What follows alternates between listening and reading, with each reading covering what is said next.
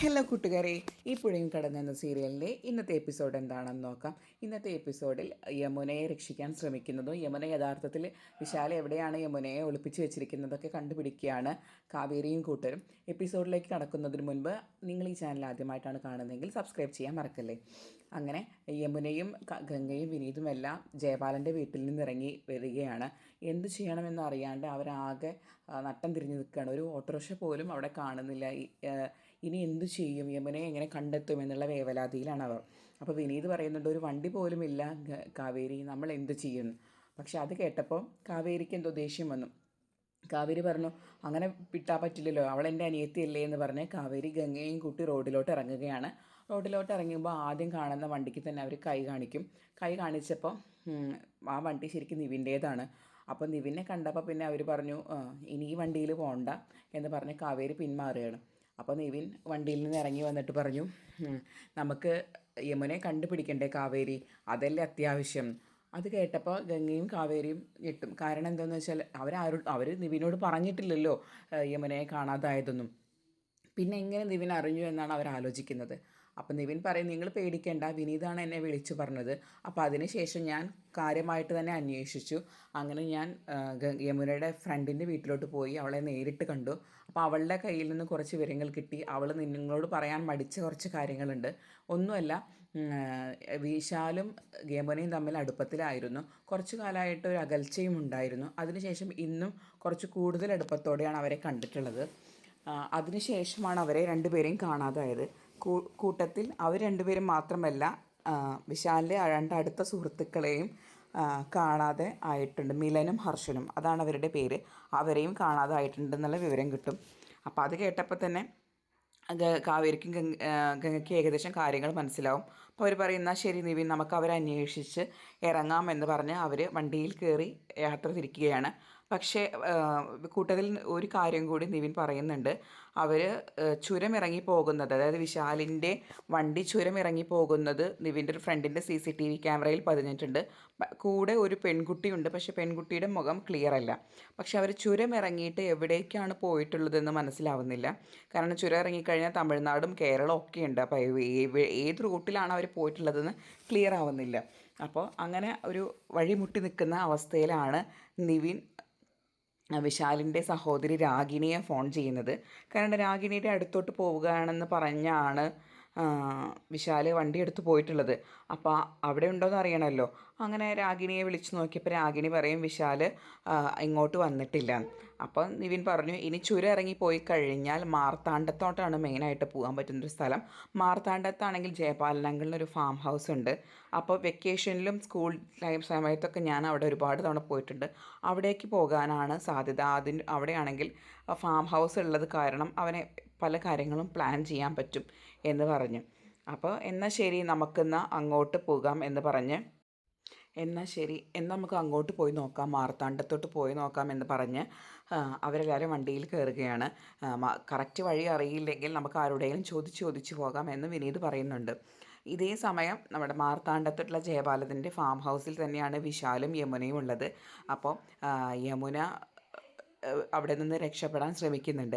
അതായത് വിശാൽ വരുന്ന സമയത്ത് യമുന വാതിലിൻ്റെ പിന്നിൽ ഒളിച്ചു നിൽക്കുകയും വിശാൽ വാതിൽ തുറന്നപ്പോൾ യമുന വാതിലൂടെ പുറത്തേക്ക് കടന്ന് പോകാൻ ശ്രമിക്കുന്നുണ്ട് മുറിയുടെ.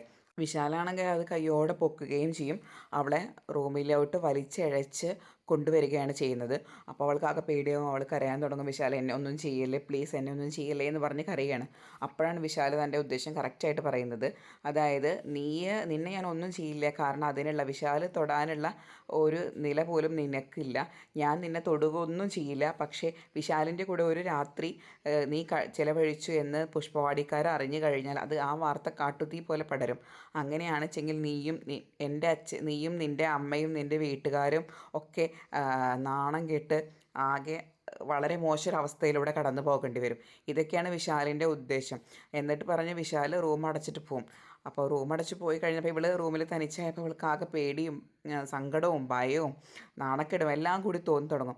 അപ്പോൾ അവൾ അച്ഛനെ വിളിച്ച് കരയും, അച്ഛൻ എനിക്കൊരു തെറ്റുപറ്റിപ്പോയി, അച്ഛൻ ഇതെല്ലാം കണ്ടുകൊണ്ടിരിക്കുകയല്ലേ, ഞാനൊരു അബദ്ധം ചെയ്തു, ഞാൻ വിശാലിനെ വിശ്വസിച്ചിട്ട് ഇങ്ങനെ ഒരു കുരുക്കിൽ വന്ന് പെട്ടു, അച്ഛൻ എന്നെ എങ്ങനെയെങ്കിലും ഒന്ന് രക്ഷിക്കുക എന്ന് പറഞ്ഞുകൊണ്ട് യമുന കരയുകയാണ്. അങ്ങനെ പക്ഷേ ഒരു നിവൃത്തിയില്ല. എങ്ങനെയെങ്കിലും രക്ഷപ്പെടാൻ പറ്റുമോ എന്നൊക്കെയാണ് അവൾ നോക്കുന്നത്. പക്ഷേ രക്ഷപ്പെടാൻ ശ്രമിച്ചു കഴിഞ്ഞാൽ ഇനി വിശാൽ പിടിച്ചു കഴിഞ്ഞാൽ ചിലപ്പോൾ എന്താണ് വിശാൽ ചെയ്യുക എന്നും അറിയില്ല. കാരണം വിശാൽ അങ്ങനത്തെ ഒരു മൈൻഡുള്ള ആളാണ്. അങ്ങനെ കരഞ്ഞുകൊണ്ടിരിക്കുന്ന യമുനേനെയാണ് കാണിക്കുന്നത്. ഇതേ സമയം ശാരദയും മുത്തശ്ശിയും വീട്ടിൽ ടെൻഷനായിട്ടിരിക്കുകയാണ്. കാരണം അവർ സമയം 10:30 കഴിഞ്ഞു, ഇതുവരെ യമുനയെ കണ്ടുപിടിക്കാൻ പറ്റുന്നില്ല. കാവേരിയും ഗംഗയും അന്വേഷിച്ചിട്ട് പോയിട്ടും ഒരു വിവരവും ഇതുവരെ അവരും വിളിച്ചു പറഞ്ഞിട്ടില്ല. അപ്പോൾ ശാരദ അമ്മയെ കെട്ടിപ്പിടിച്ച് കരയുകയാണ്. അമ്മേ, എനിക്ക് എൻ്റെ മോളെ തിരിച്ചു കിട്ടുമോ? എനിക്ക് ഭയമാകുന്നു. സമയം ഇത്രയും വൈകിയില്ലേ, ഒരു വിവരവും കിട്ടിയില്ലല്ലോ എന്നൊക്കെ പറഞ്ഞ് രാധമ്മയെ കെട്ടിപ്പിടിച്ച് കരയുകയാണ്. അപ്പോൾ രാധമ്മ ശാരദയെ ആശ്വസിപ്പിക്കുന്നുണ്ട്.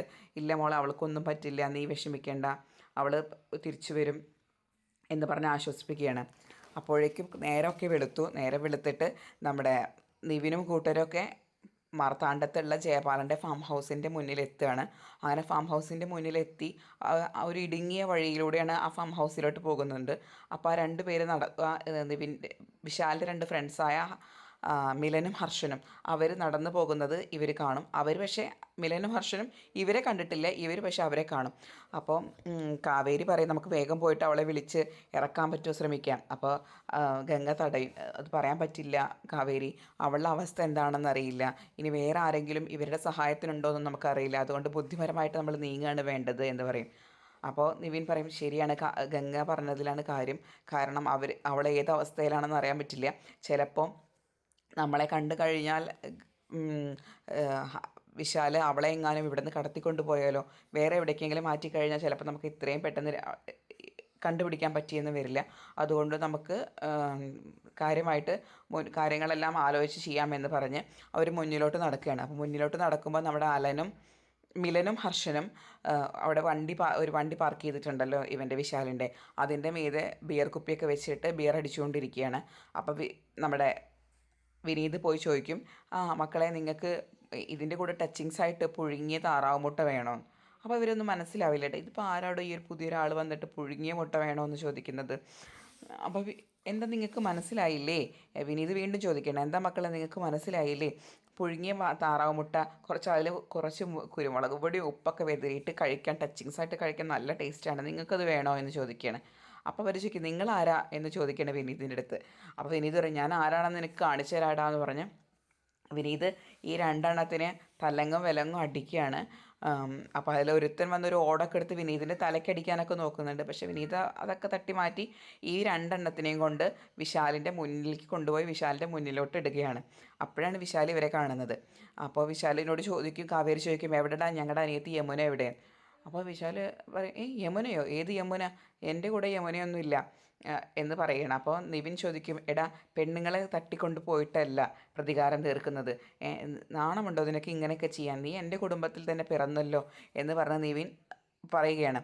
അപ്പോൾ വിശാൽ പറയും, നിവിൻ ചേട്ടത്തിൽ ഇടപെടാൻ നിൽക്കൊന്നും വേണ്ട, ഞാൻ യമുനയെ തട്ടിക്കൊണ്ടു പോകുന്നതിന് എന്താ തെളിവ്? അപ്പോൾ നിവിൻ പറയും, എൻ്റെ ഫ്രണ്ടിൻ്റെ CCTV ക്യാമറയിൽ നിൻ്റെ കാർ പതിഞ്ഞിട്ടുണ്ട്, അതിലൊരു പെൺകുട്ടിയും കൂടെ ഉണ്ടെന്ന്. നീ ബാംഗ്ലൂർക്ക് പോകാമെന്ന് പറഞ്ഞിട്ടല്ലേ വീട്ടിൽ നിന്ന് ഇറങ്ങിയത്, എന്നിട്ട് നീ എങ്ങനെ ഇങ്ങോട്ട് വന്നത്?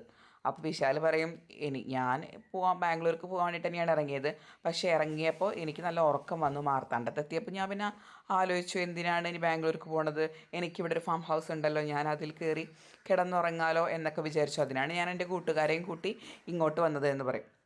അപ്പോൾ കാവേരി പറഞ്ഞു, നീ കള്ളല്ലടാ പറയുന്നത് എന്ന് പറഞ്ഞ് വിശാലിൻ്റെ കോളറിനൊക്കെ പിടിച്ച് വിശാലിനെ ഉപദ്രവിക്കാൻ നോക്കുകയാണ്.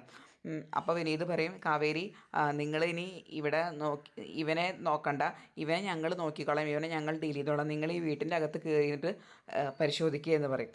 അപ്പോൾ അങ്ങനെ കാവേരിയും ഗംഗയും കൂടി ആ വീടിൻ്റെ ഉള്ളിൽ കയറി പരിശോധിക്കുന്നതാണ് കാണുന്നത്. ഇതേ സമയം യമുന കട്ടിലിൻ്റെ അടിയിൽ ബോധം കെട്ട് കിടക്കുകയാണ്. ഇനി നാളത്തെ എപ്പിസോഡ് വളരെ നേരത്തെ തന്നെ നമ്മുടെ ചാനലിൽ അപ്ലോഡ് ചെയ്യുന്നതാണ്. നേരത്തെ എപ്പിസോഡും വിശേഷങ്ങളും അറിയാൻ നിങ്ങൾ ആദ്യമേ ചാനൽ സബ്സ്ക്രൈബ് ചെയ്യുക.